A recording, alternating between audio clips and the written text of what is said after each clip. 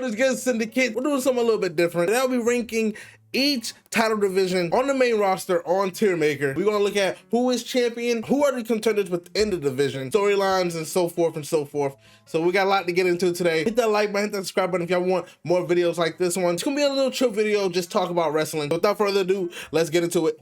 Let's go. First one we got here is the World Heavyweight Championship. We're gonna start with all the Raw titles, then we're gonna go to SmackDown titles. We got the World Heavyweight Championship held by Jay, main event Jay, you know, one word, 4 letters, yeet, Jay Uso. By the way, I am filming this before Saturday Night Main Event. I don't know if he beat Logan Paul, which I'm pretty sure he will. Even though I'm not excited for this feud, it is kind of like a little filler feud just to give Jay a victory under his belt as world champion. So I am excited for the overall picture of the world title. When you look at who's chasing after Jay, you have Logan Paul, you have Gunther, you have Seth Rollins, you have CM Punk in the mix, you potentially got Sami Zayn in the mix. The Tribal Chief Roman Reigns, if he's on Raw when he comes back, he's gonna be gunning for that championship. That's like 5 or 6 heavyweights right there within that division. Like, the storylines could be so incredibly good. I'm gonna put this on doing good so far. I know you probably think I should be putting this on thriving, but I'm not gonna put it on thriving because there are divisions that I think that are better than this one, but I think this one is doing extremely good. I like the future of this division. I like the contenders within the division, and I also like the champion. And it's crazy because he got different people lined up. So first he had to beat Logan Paul. After Logan Paul, Gunther's waiting on him. After Gunther's waiting on him, Seth Rollins is waiting on him. Bro, it's already like matches just lined up waiting for Jay Uso, and I kind of like that. And I kind of like how Jay is standing tall in all this. Like, it's like he's not rattled, he's not worried, he's Jay Uso, you know what I mean? Like I said, 4 letters, 1 word, yeet. This is going in the doing good category. By the way, we got thriving, doing good, and mid. Forgot to explain the categories in the beginning of the video, sorry. Intercontinental Championship. I want to put this in thriving, but damn it, we gotta get away from the Judgment Day. I am so sick and tired of Judgment Day. First, let's clap it up. Our boy Dom Mysterio is Intercontinental Champion, and they just had a banger fatal 4-way match at WrestleMania, and it's just like the Judgment Day just keep lingering around. It's like, please, can we get away from the Judgment Day? But when you look at the contenders within this division, we have Chad Gable, El Grande Americano. We have Penta, but Penta lost already like 3 times, but he's still in the division. We have a Ludwig Kaiser. I'm pretty sure Sheamus is still in this division. Even though we haven't seen Ludwig and Sheamus just got back on TV, they're still in the division. And I'm pretty sure we have Finn Balor in this division. I'm pretty sure Finn Balor at some point is going to turn on the Judgment Day. Like, I really want to put this in thriving, but dude, this Judgment Day thing is really just blowing me, man. I'm gonna put it on doing good, but I wouldn't be mad if y'all say I should put it in thriving. I'm gonna put it at the top of doing good right now. Like I said, just tired of the Judgment Day. Please, can we just get Dominic away from him, or can we just disband them? I don't know. Just do something with the Judgment Day. I'm tired of them. I'm sick of them, okay? I'm sick. Next we have is the World Heavyweight Championship division for the women's. I'm gonna put this in, and here's why. I love that EO is champion. I love that EO is champion. Don't get me wrong. It's just the contenders for this division, right? So we have a Rhea Ripley. She disqualified for Money in the Bank. I'm pretty sure she's going to get another shot down the line, and she's a mega star. She's going to get championship opportunities no matter who's the champion, no matter what's going on. She's going to have those. We got to get used to it. But when you look at everybody, especially with Becky being in the mid-card division, Bayley's in the mid-card division, it's not too many people that's gunning for this world championship. I guess you could put Roxanne. I love Roxanne, and I really hope Roxanne win Money in the Bank. I think she'll be a fantastic Money in the Bank winner. We have Ivy now. She's more in the IC picture, I guess. Kairi Sane, let's see what she do. Maybe she might gun for the World Heavyweight Championship, but I think damage control is still somewhat a thing, so I don't think she will be going for that. I think she's potentially going to be going for this IC championship as well, especially because she just lost Money in the Bank. All I'm just saying is that the contenders right now is not too clear cut forward. Other than Rhea and potentially Roxanne Perez, unless I'm missing something, you guys can, inform me in the comments down below. And please inform me. I don't know everything about wrestling, so anything you want to inform me about, please put it in the comments below. If you want to share your opinions, put it in the comments. It's just not too many clear cut contenders in this division, but I love that EO's a champion. I think EO could put on a banger with anybody you put up against her.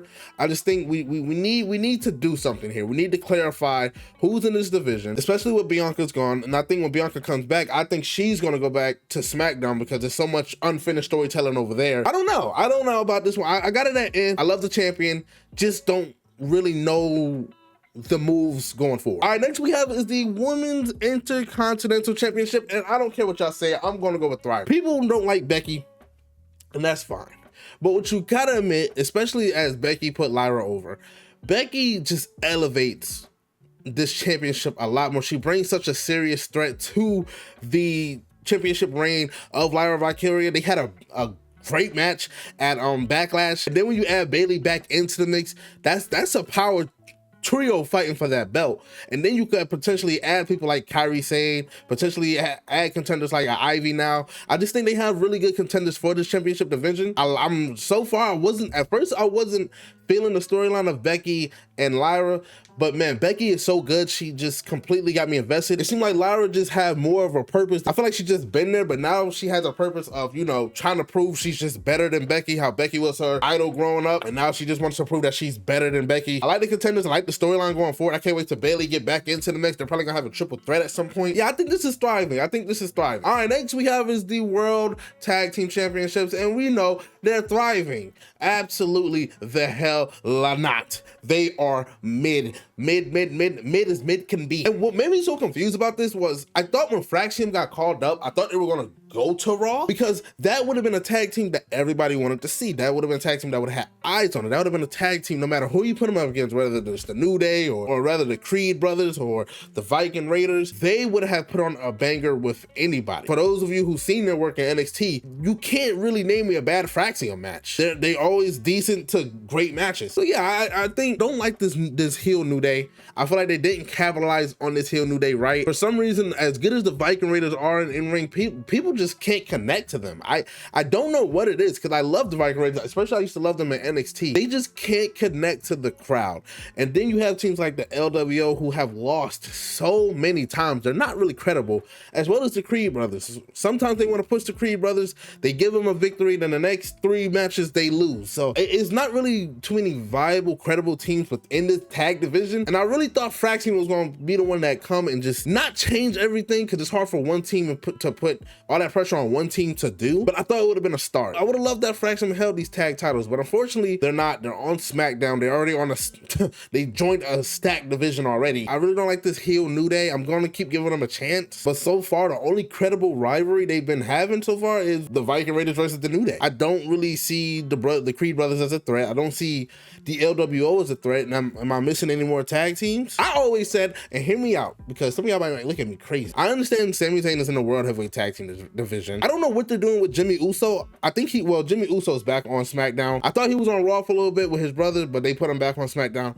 I would have said, put Jimmy on Raw, put Sammy in the tag team division, put Sammy in Big Jim, and voila, you have a fun-loving, in-ring tag team that everybody would have loved. They would have been carrying this tag division until you added more tag teams on this thing. But that's just me dream thinking. I'm not going to go too off course with that. But yeah, I'm definitely going to leave this in mid. I feel like the contenders are terrible. The champions themselves, while I love the New Day, they got some figuring out to do. They got to maybe call up some tag teams, maybe the D'Angelo family. I don't know if anything can really save this division right now. They got a lot of work to do. Switching to SmackDown, we are going to stay in the tag division and W Tag Team titles held by the Street Profits. Yes, the Street Profits are the tag team champions. You love to see it.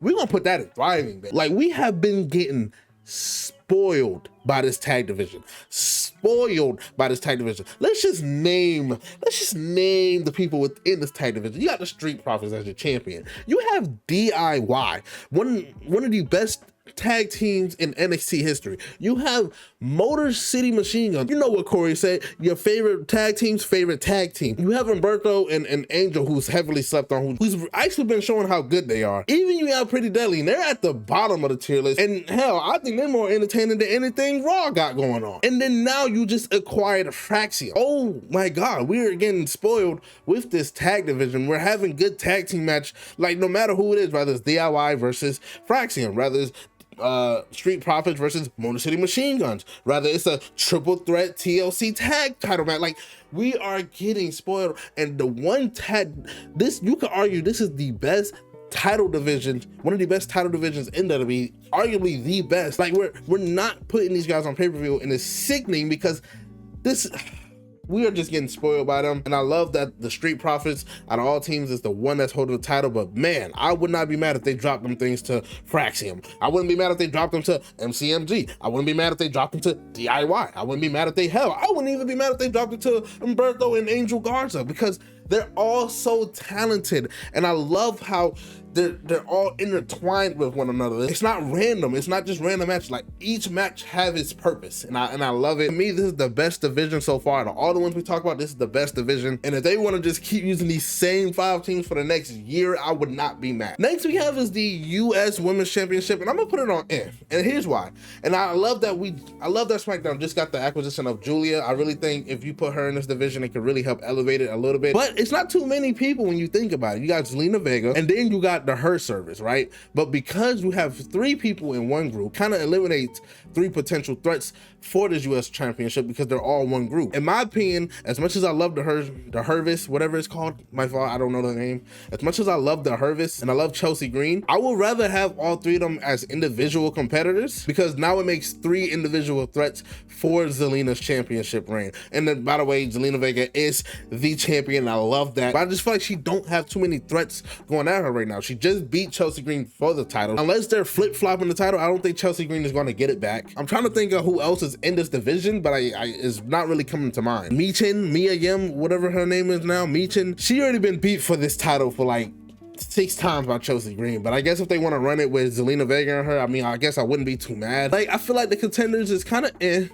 I like who the champion is. I feel like they could still get better, especially like with Julia. I think Zelina at some point is going to drop the title to Julia, and I would love that, because Julia was a good NXT champion. So it's in, but I have a slim hope for this division. Next we have is the WWE title division. I might be a little biased on it because Tiffy is my favorite women's wrestler right now. I love me some Tiffy time. It's always Tiffy time. My girlfriend said, hey, yo, what time are you going to be recording today? I said, I'm going to be recording exactly at Tiffy time, baby, because it's always Tiffy time. But honestly, I'm going to, despite my bias, I'm going to put this division in thriving. And here's why. You just had a good match with Tiffany Stratton and Nia Jax. Nia Jax, even though she just lost, she's still a threat for the title. You have Jade Cargill in the mix now.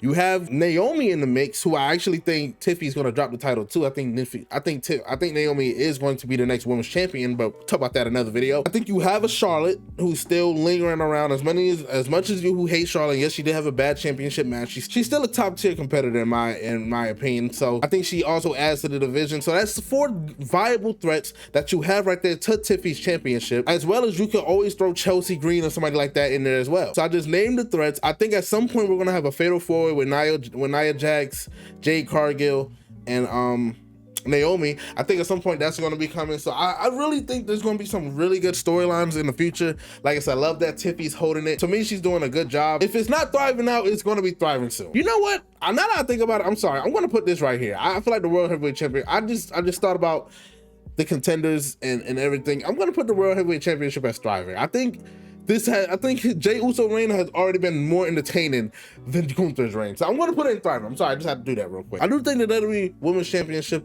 is doing good, and I think it's thriving. I think we're in good hands. We got Jade, we got Naomi, we got Nia Jax, we got Charlotte, and at the top, we got Tiffy. So yeah, Tiffy top. Now, let's do the US Championship division. I'm going to put it in doing good right now. If you would have asked me just last month, I would have put thriving, because I loved how Damian Priest, Drew McIntyre, LA Knight, Jacob Fatu was all like just in the mix, as well as Solo, you know, lingering on the outside. But now that they had their match at Backlash, I think Drew, Damian, they're doing their own thing. LA Knight cannot escape the bloodline, bro. Like, I think that's the only thing that's stopping from doing thriving. I love that JC Mateo has debuted in this joint solo faction. And I know we're slow burning just to get Jacob potentially turning on Solo, or Solo potentially turning on Jacob.